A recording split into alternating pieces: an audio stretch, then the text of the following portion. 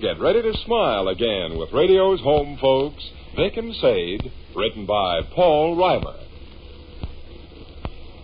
Vic and Sade. It's brought to you by Ivory Flakes. Ivory Flakes. With their gentle care, your clothes will give you up to twice the wear.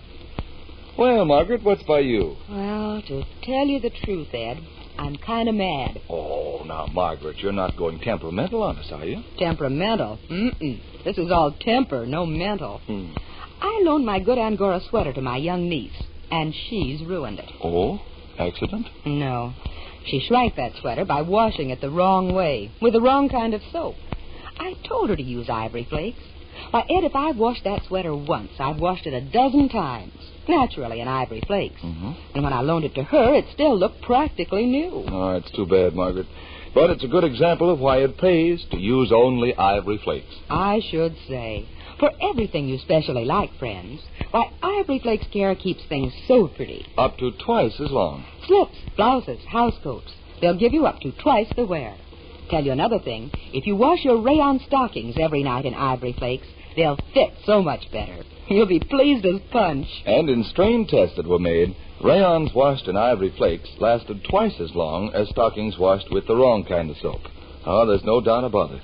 Gentle Ivory Flakes care pays. That keeps things so lovely, friends. What keeps sweaters fluffy? Housecoats bright. Blouses soft. Keeps them that way, up to twice as long. And don't think just because I'm a man. Bragging again. As I was saying, friends, don't think I don't know what I'm talking about. I saw wash test after wash test. Those tests prove that Ivory Flakes care keeps nice clothes knockout looking up to twice as long. Yes, all sorts of things were washed over and over in Ivory Flakes, and they stayed bright as $1. Well, you could hardly tell them from brand new. They look like a million. Believe me, friends, Ivory Flakes are mild. Ivory mild and Ivory pure. With Ivory Flakes care, you'll get up to twice the wear. And now, back to Vic and Sade.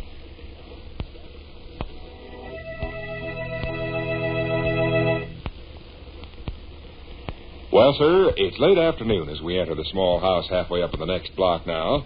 And here in the living room we find Vic and young Russell. The gentlemen face each other across the library table, and a spirited game of rummy is in progress. Listen.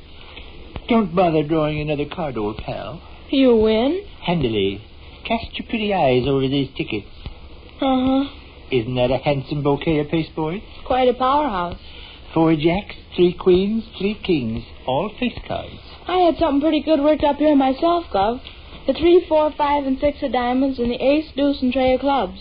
They're certainly no good now. No, but if I could have snagged onto another 9 spot, I'd been sitting pretty. If Napoleon had snagged onto the Battle of Waterloo, he'd have been sitting pretty. Let's see, where are them other 2 9 spots? I'm going to shuffle through the deck and see. Oh, come on, crank out the tickets. I'm desirous of seeing how close I come to victory. What's the percentage in smelling yesterday's roses? The game is over and I won it. Don't make any difference to posterity how close you come to victory. Here we are. The 9 of spades is the 3rd card down. If you hadn't got that last jack, it would have been my play, and I would have drew the 7 of hearts. That wouldn't have done me any good, and I'd have discarded it. The next card would be the ace of diamonds, and you'd have threw it away. Okay, it's my turn again, and what would I draw? I draw the 9 of spades. You win the game, huh? I win the game. Oh, congratulations. It sure came plenty close. I'll say. Of course, I am the victor, but who cares about that? It's more interesting to go through the cards and see what would have happened if I hadn't won the game. The hand before last what I had the 8, 9... No, I had the 9, 10, and jack of clubs. Had 3 5s, and I had the deuce, Will tray... you crank out the tickets? Okay. One suspects one of being mentally deficient. You figure I'm bats in the belfry, huh?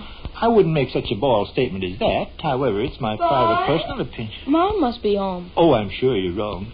Yes, kiddo. In the living room? Sure. What you doing? Playing rummy with horseradish. You're going to deal, or you're going to sit there with your teeth in your mouth?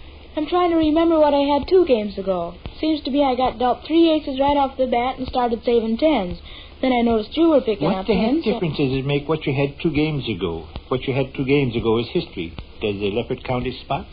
What leopard? Please crank out the tickets. The day Wayne. You fellas been home long? I've been on deck about an hour. I've been in dock about 45 minutes.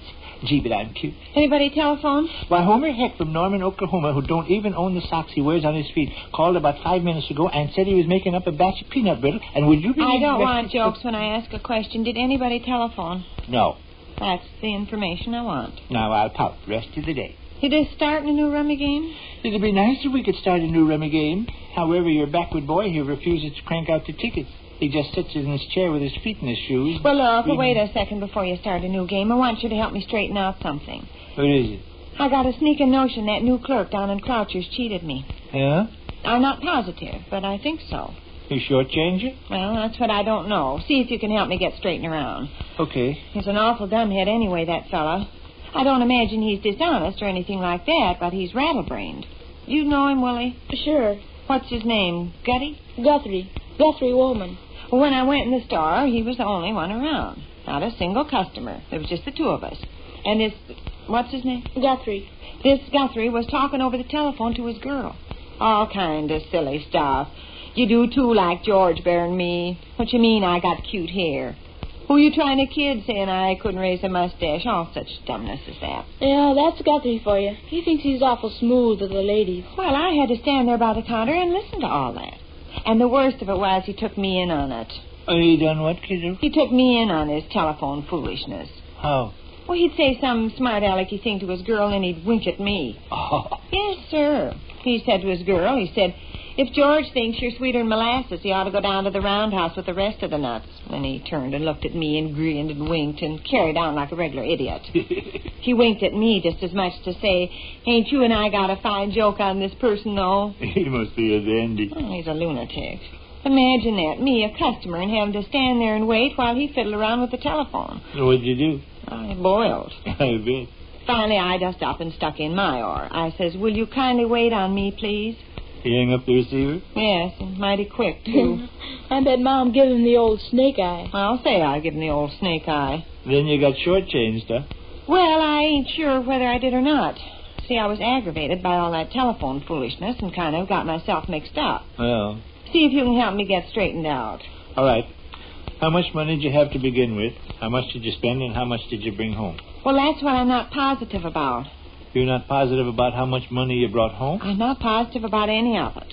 You don't know how much you had to begin with? Not exactly, no. You don't know how much you spent? I know how much I spent, but I'm not sure. Well, it can all be figured out. Russell, give me your pencil. Oh, I'll get you one out of the library table. I'll tell you just what I've done, Vic, and you keep track. Okay. That crazy fella had his mind so cluttered up with girls, he didn't know half what he was doing. Uh-huh. Well, shoot. You say you don't even know how much cash you had when you went in the grocery store. Not exactly, no. Well, at least you know how much you gave the fella. Oh, sure. How much did you give him? I give him... let's see now. I give him... Let's see, how much did I give him? A dollar bill? No. Let me think back now. Here's your pencil, Mom. Lay it down. I give him 50 cents. 50 cents. A quarter, 3 nickels, and a dime. 50 cents. And what'd you buy? I bought a box of matches, a dozen of eggs, and a package of crackers. What that all come to? Eggs was 40 cents, matches was 5 cents, and crackers was 5 cents. Well, you wasn't supposed to get any change. There's 50 cents right there. No. Well, sure. Eggs 40, matches and crackers each a nickel adds up to an even $half. If you gave the guy a But half I bought other things. Oh, you did? Yes. I got a dozen little frosted cookies, a fly swatter, a can of peas, and a head of cabbage. And you only give the guy 50 cents? I give him the 50 cents for the eggs and the matches and the crackers. Well, didn't you give him anything for the cabbage? Oh, and you're the all rice? mixed up, Vic. You're all mixed up. Listen now, and I'll tell exactly what happened. All right. Take your pencil and write this down, son. Okay. There's paper there on the chair. Yeah, I got paper. Take all this down. Yeah. I met Miss Barberchoke on Kelsey Street this afternoon. We had a little chat there by the corner. She was on her way over to Hey, see Miss Mom, Mar- you're going too fast. What? You're saying it too fast. I can't keep You're up. not writing that down. Well, you told me to take down Oh, every... for goodness sake. Well, you told me It's figures I want written down. Okay. I'd have to point out Vic, how I met that Miss Barberchoke there on Kelsey Street, and she paid me 40 cents she owed me for her share of refreshments we had after the picture show a week ago. Well. No, I'm wrong. It was 35 cents she paid me. Still owes me a nickel. Want any of that written down? Write down 35 cents. Okay. Vic, this 35 cents she gave me was a quarter and 2 nickels. Uh-huh. Well, I knew I was going to buy eggs and matches and crackers, and I knew it had come to exactly 50 cents, so I took a nickel and a dime out of my purse and slipped them in my pocket. Okay. When I put the money in my pocket, I found I already had some money in there. 13 cents. A dime and 3 pennies. Make 63 cents you had in your pocket. Yeah, and left $2.87 in my purse. Well, let's forget your purse and stick to the money that you had in your pocket. Oh, can't stick to the money I had in my pocket because I had to open my purse when I bought the fly swatter and cabbage and stuff. I got figures down here I don't even know what they mean. See, Vic, I can't stick to the money in my pocket. Well, just tell me what happened after you got in the grocery store. I bought matches, eggs, and crackers and give the fella 50 cents. Fine.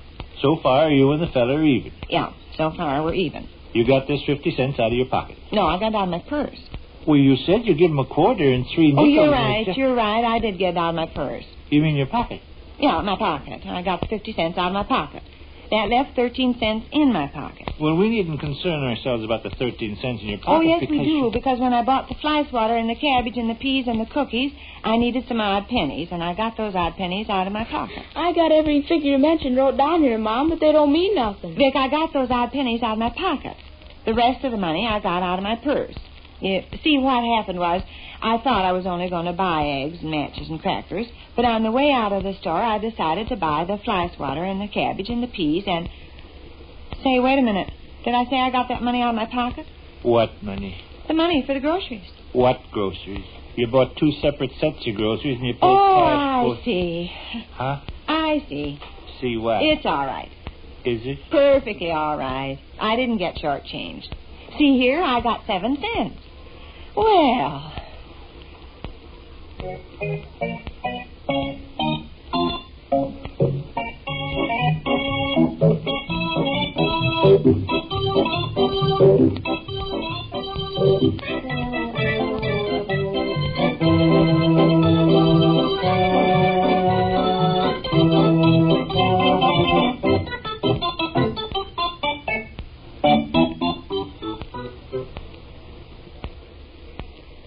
Which concludes another brief interlude at the small house halfway up in the next block.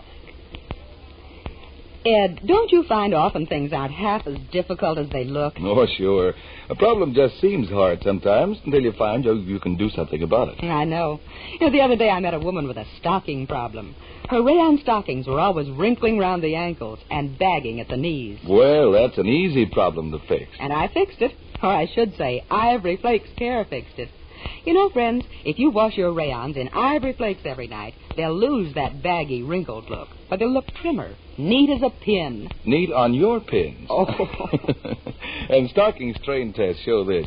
They showed rayons washed in Ivory Flakes lasted twice as long as rayons washed with the wrong kind of soap. Friends, Ivory Flakes are really mild. Ivory mild and Ivory pure. When your dealer's out of them, remember, it's only temporary. So keep trying. Never wash nice things the wrong way. Your rayon dresses, slips, and house coats. Always give them Ivory Flakes Care.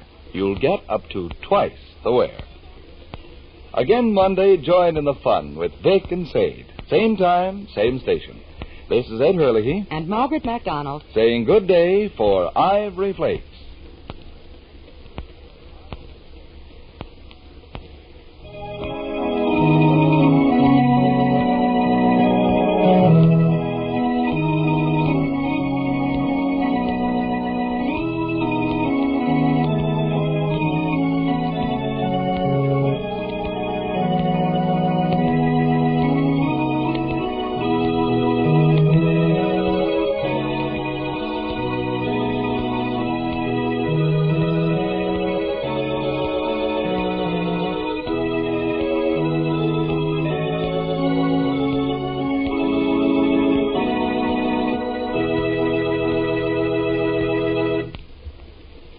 Remember, every drop of used fat counts. Used fat saved today becomes ammunition, medicinal supplies tomorrow. Save your used fats. This is the National Broadcasting Company.